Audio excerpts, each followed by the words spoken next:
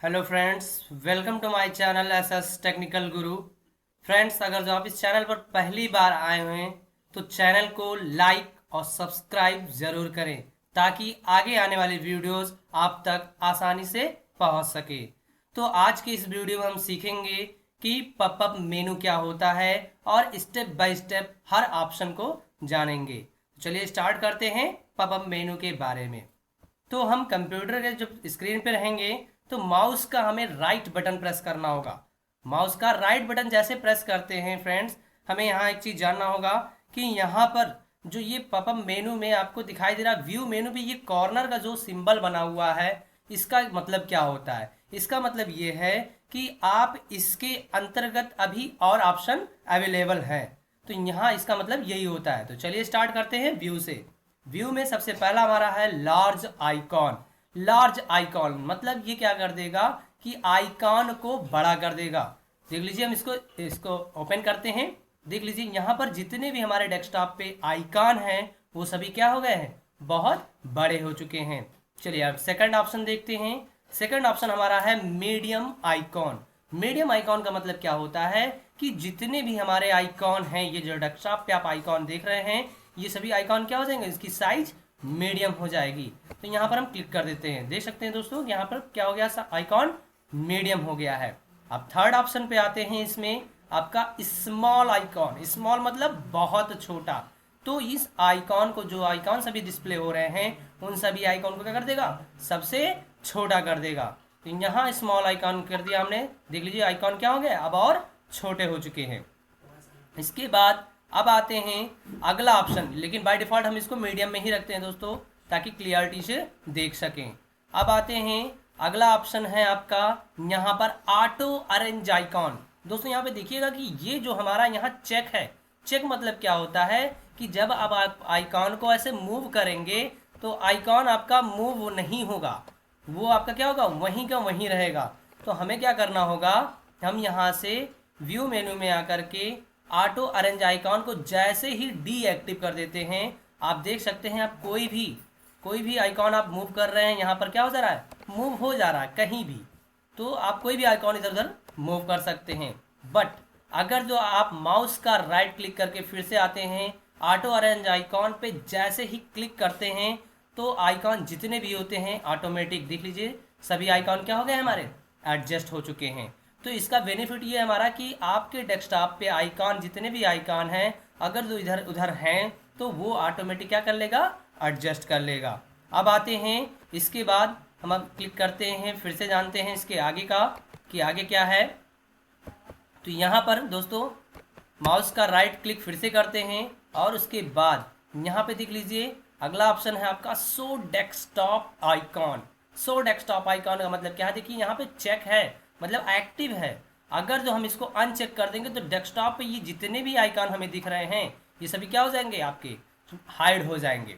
तो यहाँ पर आते हैं व्यू पे और यहाँ से हम इसको अनचेक कर देते हैं। देख लीजिए दोस्तों, जितना भी हमारा डेस्कटॉप पे आइकॉन था वो क्या हो गए, सब के सब हाइड हो चुके हैं। तो यहाँ से हम उसको हाइड और अनहाइड कर सकते हैं।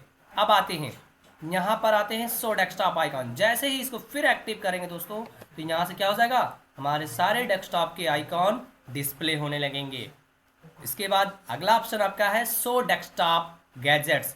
फ्रेंड्स, इसमें अभी हम गैजेट्स को हाइड और अनहाइड नहीं कर सकते, इसलिए क्योंकि अभी हमने गैजेट्स लिया ही नहीं है। तो यहाँ लास्ट ऑप्शन में आप देखिए गैजेट्स ऑप्शन दिया हुआ है। यहाँ से हम क्या कर सकते हैं कि गैजेट्स, जो गैजेट्स है यहाँ से हम डेस्कटॉप पर रख लेते हैं। डेस्कटॉप पर जैसे हमने रख लिया टाइम का और डेट का, यही हमारा है गैजेट्स।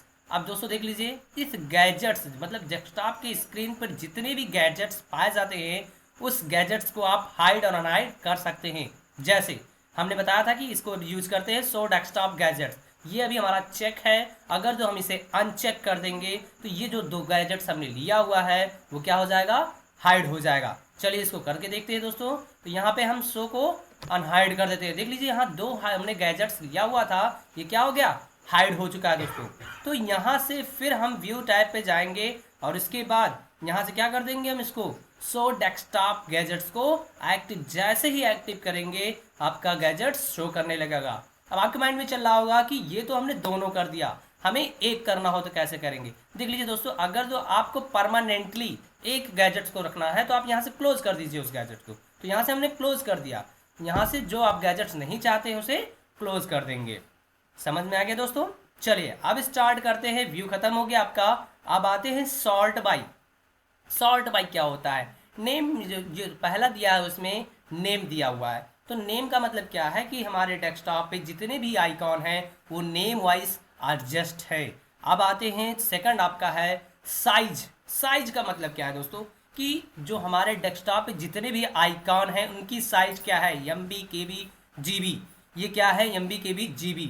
मतलब जितना हाईएस्ट होगा, जो सबसे हाईएस्ट होगा वो सबसे पहले होगा। एक तरीके से फॉर एग्जांपल कहा जाए कि आपको असेंडिंग ऑर्डर और डिसेंडिंग ऑर्डर, असेंडिंग ऑर्डर मतलब बढ़ते क्रम में और घटते क्रम में सेट किया जाता है। तो साइज क्या होगा, जो सबसे बड़ा होगा वो सबसे पहले आएगा और जो छोटा होगा वो सबसे लास्ट में आएगा। तो यहाँ पे दोस्तों हम करके देख लेते हैं। जैसे साइज पे क्लिक करते हैं और साइज पे क्लिक किया हमने, आप देख सकते हैं कि कंप्यूटर सबसे पहले आया हुआ है यहाँ पर। क्यों आया हुआ है, क्योंकि कंप्यूटर में ही हमारा ड्राइव शो करता है और ड्राइव ही में ही हमारा पूरी हार्ड डिस्क होती है। तो कंप्यूटर में सबसे ज़्यादा स्टोरेज होता है। तो यहाँ से आप देख सकते हैं ये है, एंड सेकंड नंबर पे रिसाइकिल बिन है और थर्ड नंबर पे कंट्रोल पैनल है। तो जो सबसे ज़्यादा कैपेसिटी का सॉफ्टवेयर है वो सबसे पहले शो कर रहा है।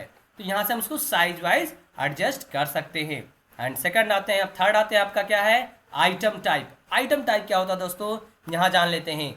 आइटम टाइप जो होता है दोस्तों, यहाँ से हम जैसे ही आइटम टाइप पे क्लिक करते हैं, ध्यान दीजिएगा, ये पहले कंप्यूटर के जितने सॉफ्टवेयर होते हैं बाय डिफ़ॉल्ट, मतलब कंप्यूटर में जो पहले से स्टोर होते हैं, जो कंप्यूटराइज सॉफ्टवेयर होते हैं पहले, उन्हें एडजस्ट कर लेता है सीरियल वाइज। देख लीजिए सीरियल वाइज क्या हो गया, हमारे कंप्यूटर के जितने सॉफ्टवेयर है पहले उसे एडजस्ट कर लिया है।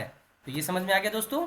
अब आते हैं अगला आपका है सॉर्ट बाय में यहाँ पे डेट मॉडिफाइड। डेट मॉडिफाइड का मतलब क्या है कि कौन सा सॉफ्टवेयर डेस्कटॉप पर डेट के अकॉर्डिंग रखा गया, पहले जिस डेट में रखा गया होगा, फिर उसके बाद वाला जिस डेट में रखा गया होगा, फिर उसके बाद वाला डेट में रखा गया होगा। मतलब स्टेप बाय स्टेप जो अलग अलग डेट में रखे गए हैं, तो सबसे पहले वाले पुराने फाइल को पहले शो करेगा, फिर उसके फाइल को शो करेगा। तो यहाँ डेट मॉडिफाई कर लेते हैं। देख लीजिए पहले कंप्यूटर आया है, मतलब पहले हमने डेस्कटॉप पर कंप्यूटर के आइकॉन को रखा था, फिर रिसाइकिल बिन को रखा था, फिर कंट्रोल पैनल के रखा था, फिर उसके बाद हमने क्या रखा था, टर्बो C++ का रखा हुआ था। तो स्टेप बाय स्टेप जो हमने कंप्यूटर के स्क्रीन पर रखा था जिस डेट में, उस डेट के अकॉर्डिंग अल्टरनेट सेट हो गया।